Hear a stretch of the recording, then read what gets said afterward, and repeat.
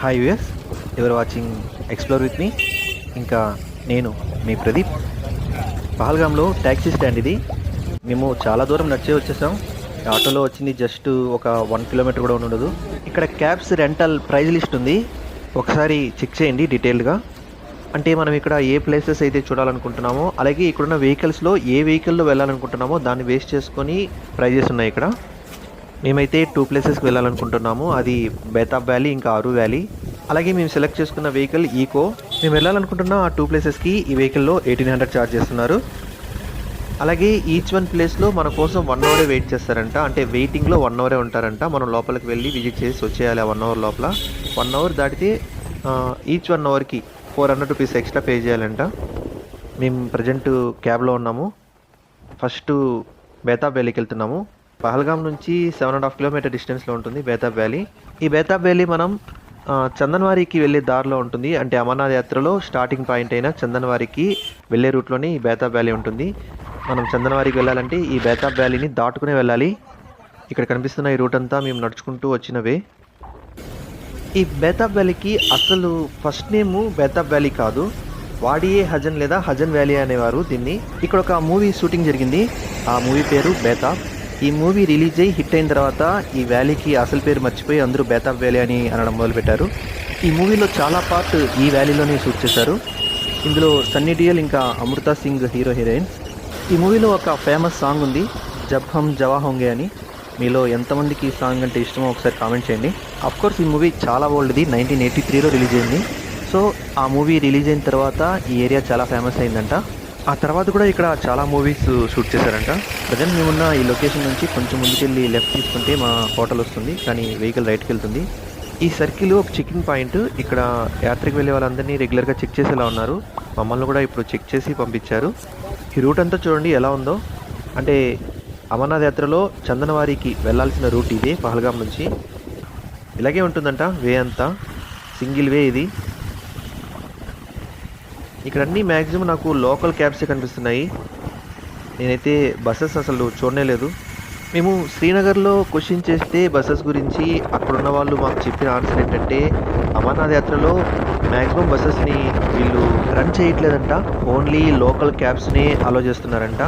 దానికి రీజన్ ఏంటంటే, ఈ అమర్నాథ్ యాత్ర టైంలో వచ్చే పిలిగ్రిమ్స్ వల్ల ఈ లోకల్ క్యాబ్స్కి ఇన్కమ్ జనరేట్ చేయడం కోసం, సో ఈ లోకల్ క్యాబ్స్ వాళ్ళకి వీళ్ళు అంటే ఈ జమ్మూ కాశ్మీర్ గవర్నమెంట్ సపోర్ట్ చేస్తోంది. వెళ్ళే వే అంతా చాలా బాగుంది, మొత్తం గ్రీనరీగానే ఉంది. కానీ వింటర్లో ఇలా ఉండదు, మొత్తం మంచుతో కవర్ అయిపోయి ఉంటుంది. అలాగే వే అంతా ఆర్మీ ఇంకా ఐటీబీపీ స్టాఫే ఉన్నారు. ఫుల్ సెక్యూరిటీగా ఉంది వే అంతా, ఎందుకంటే ఇదే మెయిన్ రూటు అమర్నాథ్ యాత్రకు వెళ్ళడానికి. ఈ రూట్ అంతా ghat section. Right side hill ఉంది, లెఫ్ట్ సైడ్ కిందకి బాగా స్లోప్గా ఉంది. అలాగే కింద రివర్ వెళ్తుంది. దూరంగా చూడండి అన్ని హిల్సే, చాలా బాగుంది వ్యూ అయితే. మన దగ్గర వెహికల్ ఉంటే ఇక్కడ పహల్గామ్లో లోకల్లో తిరగచ్చు, లేదంటే మనం ఖచ్చితంగా ట్యాక్సీ స్టాండ్లో వెహికల్ బుక్ చేసుకుని రావాలి. అంతేగాని శ్రీనగర్ నుంచి వచ్చిన వెహికల్స్ని పహల్గామ్ లోపలికి రానివ్వరంట. బేతాబ్ వ్యాలీ రీచ్ అయిపోయాం. ఇక్కడ నుంచి చందనవారికి 10 కిలోమీటర్స్ డిస్టెన్స్ అంట. ఇక్కడ స్టార్టింగ్లో మనకు పార్కింగ్ పాయింట్ ఉంది, అక్కడ వెహికల్ పార్క్ చేయాలి. ఆల్రెడీ చెప్పాను 1 అవరే వెయిట్ చేస్తారంట. 1 అవర్ దాటితే ఎవ్రీ 1 అవర్కి 400 రూపీస్ ఎక్స్ట్రా పే చేయాలి. నాకు ఎందుకు ఇది కరెక్ట్ అనిపించట్లేదు. ఏరియా అయితే చాలా పెద్దది, పైగా ఇక్కడ నుంచి అంటే ఈ పార్కింగ్ ప్లేస్ నుంచి లోపలికి వెళ్ళడానికి కూడా మనం చాలాసేపు నడవాలి. 1 అవర్ అంటే టఫే, కావాలనే పెట్టినట్టున్నారు ఈ రూల్. ఇక్కడ వెహికల్ దిగేసాము.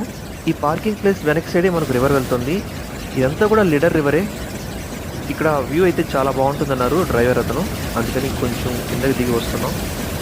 వ్యూ చూడండి ఎలా ఉందో. వాటర్ ఫ్లో చాలా ఎక్కువ ఉంది, అండ్ డెప్త్ కూడా ఎక్కువే ఉంటుంది ఇక్కడ. అండ్ వాటర్ కూడా చాలా కూల్గా ఉంటుంది, ఎందుకంటే ఇది మంచు కొండలు కరగడం వల్ల వస్తున్న వాటర్. పహల్గామ్ మొత్తం మనకు మ్యాక్సిమం వ్యాలీసే ఉంటాయి, అందులో ఈ బేతాబ్ వ్యాలీ కూడా ఒకటి. ఇక్కడ లోకల్ వాళ్ళు ఎవరో ఫిషింగ్ కూడా చేస్తున్నారు.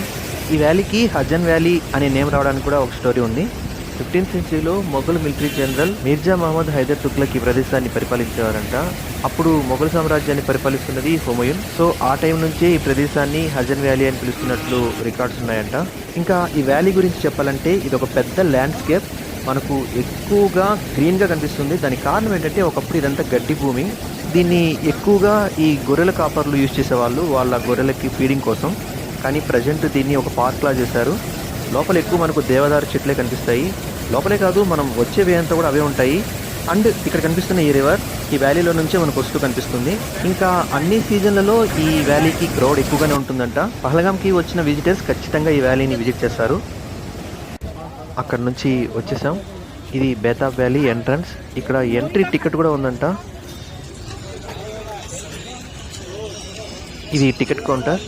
టికెట్ ప్రైస్ చూడండి, పర్ హెడ్ 100 రూపీస్ అంట అడల్ట్స్కి అయితే. 6 ఇయర్స్ పైన 12 ఇయర్స్ లోపల ఉన్న పిల్లలకైతే 50 రూపీస్ అంట. 6 ఇయర్స్ కన్నా తక్కువ ఉన్న వాళ్ళకి టికెట్ అవసరం లేదు. లోపలికి ఎంటర్ అవుతున్నాం. ఆల్రెడీ చెప్పాను ఈ బేతాబ్ వ్యాలీ చందనవారికి వెళ్ళే దారిలో ఉంటుందని. ఇక్కడ చందనవారి అంటే అమర్నాథ్ యాత్ర టైంలోనే కాదు, మిగిలిన టైంలో కూడా ఆ ప్లేస్ని విజిట్ చేసే వాళ్ళు ఉంటారంట. ఎందుకంటే అది మిగిలిన టైంలో కూడా విజిట్ చేయడానికి ఒక మంచి లొకేషన్ ఈ పహల్గామ్లో. సో పహల్గామ్కి వచ్చిన వాళ్ళు బేతాబ్ వ్యాలీని చూసుకుని అలాగే చందనవారిని కూడా చూసుకుని వెళ్తారంట. ఈ రూట్లో మనం ఈ బేతాబ్ వ్యాలీని రీచ్ అవ్వడానికి యూజ్ చేసిన రోడ్వే చందనవారి వరకు ఉంటుంది. అక్కడ వరకు లాస్ట్ అది. ఆ తర్వాత మొత్తం నడకదారి. అది అమర్నాథ్ యాత్రకి వెళ్ళడానికి యూజ్ చేసేవే. ఇక్కడున్న ఈ పొట్టేల్ని చూడండి ఎంత బాగుందో. ఏదో డిఫరెంట్ బ్రీడ్లా ఉంది. చాలా షార్ట్గా ఉంది కానీ ముద్దుగా ఉంది. బాగా నాకైతే చాలా బాగా నచ్చింది. ఇవి ఇక్కడ ఎందుకున్నాయంటే ఇక్కడికి వచ్చే విజిటర్స్ వీటిని చూసి వీటితో సెల్ఫీస్ కానీ ఫొటోస్ కానీ తీసుకోవచ్చంట. కాకుంటే ఫ్రీగా కాదు, దాన్ని మెయింటైన్ చేస్తున్న వాళ్ళకి మనం మనీ పే చేయాలి. ఇప్పుడు వెళ్తున్న ఈ వే అంతా మెయిన్ వ్యాలీలోకి వెళ్ళడానికి. ఇది ఇంత మెయిన్ వ్యాలీ కాదు. వింటర్లో అయితే ఈ లొకేషన్ చాలా బ్యూటిఫుల్గా ఉంటుందని విన్నాను. టోటల్ స్నోతో కవర్ అయిపోయి ఉంటుంది. అలాగే ఈ రివర్ కూడా ఫ్రీజ్ అయిపోయి ఉంటుందంట. అక్కడ చూడండి రివర్లో ట్రీ ఉంది. అది ఇలా రివర్లో ఎలా సర్వైవ్ అవుతుందో నాకు అర్థం కావడం లేదు. ఎందుకంటే వాటర్ ఫ్లోకి దాని కిందున్న మట్టి అంతా ఈ పాటికి వెళ్ళిపోయి ఉంటుంది. రూట్స్ ఎలా అంత స్ట్రాంగ్గా ఉన్నాయో. ఈ వ్యాలీకి సంబంధించి మెయిన్ ప్లేస్ అంతా ఈ రివర్కి అటువైపే ఉందంట. సో మనం ఆ ప్లేస్కి వెళ్ళాలంటే ఈ బ్రిడ్జ్ మీద నుంచి వెళ్ళాలి. అన్ని విజిటింగ్ ప్లేసెస్లో లాగే ఇక్కడ కూడా మనకు కొన్ని డిస్టర్బెన్సెస్ ఉంటాయి. అవేంటంటే గైడ్స్ అని కొంతమంది వస్తారు. అలాగే లోపలికి రాగానే ఇంకొంతమంది కుందేళ్ళు పావురాలని తీసుకొచ్చి వీటితో సెల్ఫీలు దిగమని, అందుకు సమ్ అమౌంట్ పే చేయండి అంటూ ఆఫర్స్ ఇవ్వడం మొదలుపెట్టారు. ఎగ్జాంపుల్, మేము ఎంటర్ అయిన స్టార్టింగ్లో మీకు ఒక పొట్టేల్ని చూపించాను, అది డిఫరెంట్ బ్రీడ్ అని. ఇంకొంచెం ముందుకు రాగానే మనీ కావాలంటూ కొంతమంది మా వెనకొచ్చారు. అలాగే పార్కింగ్ ఫీజు కూడా ఉంది ఇక్కడ. అది చెప్పడం మర్చిపోయాను మీకు నేను. అది ప్రైవేట్ ట్యాక్సీ అయినా మనమే పే చేయాల్సి ఉంటుంది. So 4 వీలర్కి 50 rupees, 2 వీలర్స్కి 30 rupees. దీనికంటే మనం ఎంట్రీ టికెటే ఎక్కువ పే చేస్తాం. ఈ బేతాబ్ వ్యాలీలో 100 రూపీస్. ఇక్కడున్న ఈ లొకేషన్స్కి ఈ నదిని చూడడానికి లేదంటే ఇక్కడున్న కొండలను చూడడానికి మనం 100 రూపాయలు పే చేయాలా అనిపించింది. ఎందుకంటే అంతకు మించి ఇక్కడ ఏం లేదు. చూడండి, మేము బాగా లోపలికి వచ్చాం. ఇక్కడ నుంచి మీకు ఏం వ్యూ కనిపిస్తుందో చూడండి. సో ఈ బేతాబ్ వ్యాలీ చాలా ఎక్స్పెన్సివ్. వింటర్లో అయితే ఓకే, వర్తబులే. మీకు ఇప్పటికీ ఒక థాట్ వచ్చి ఉంటుంది, ఈ బేతాబ్ వ్యాలీ ఇంత ఎక్స్పెన్సివ్గా ఎందుకు చేంజ్ అయిందని. ఆ బేతాబ్ అనే మూవీ ఇక్కడ షూట్ చేయడం వల్లే ఈ ప్లేస్కి ఇంత హైప్ వచ్చింది. ఆ హైప్ని వీళ్ళు క్యాష్ చేసుకుంటున్నారు, ఈ ప్లేస్ని మెయింటైన్ చేసేవాళ్ళు. ఆల్రెడీ చెప్పాను, ఇది ఒక పెద్ద ల్యాండ్స్కేప్. చూడండి, చూసినంత దూరం మనకు ఓపెన్ ప్లేస్, అలాగే దూరంగా కొండలు, ఇంకా గ్రీన్ గ్రాస్. చెప్పాలంటే ఇది ఒక పిక్నిక్ స్పాట్. ఇంక ఇక్కడ మనకు హోటల్స్ లాంటివి ఏమి లేవు. ఒక చిన్న క్యాంటీన్ ఉంది, కానీ ప్రైజెస్ మాత్రం చాలా ఎక్కువ ఉన్నాయి. అందులో కూడా మీల్స్, టిఫిన్ లాంటివి ఏమి లేవు. మ్యాక్సిమం అంటే మ్యాగీ ఇంకా ఐస్ క్రీమ్స్ అవైలబుల్లో ఉన్నాయి అంతే.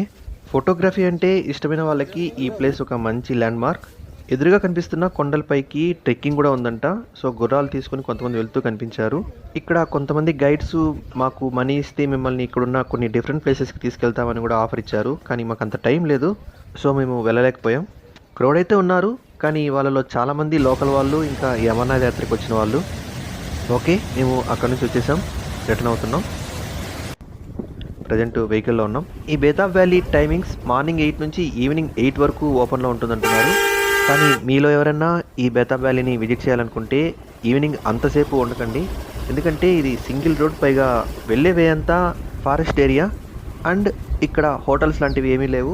మనకు ఏం కావాలన్నా పహల్గామ్కి రావాల్సిందే. సో ఈ ప్లేస్ని విజిట్ చేయాలనుకునే వాళ్ళు ఫుడ్ గురించి ప్లాన్ చేసుకోండి.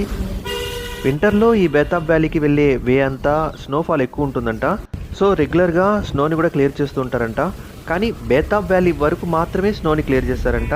ఆ తర్వాత బేతాబ్ వ్యాలీ నుంచి చందనవారి వరకు వెళ్ళే వేని క్లియర్ చేయరంట.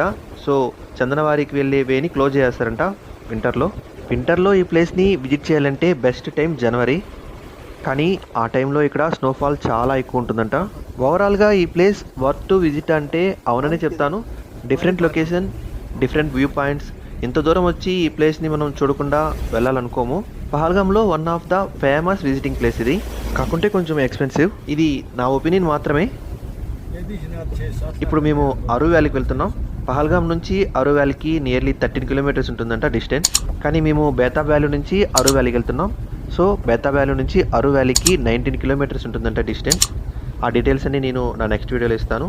Thank you.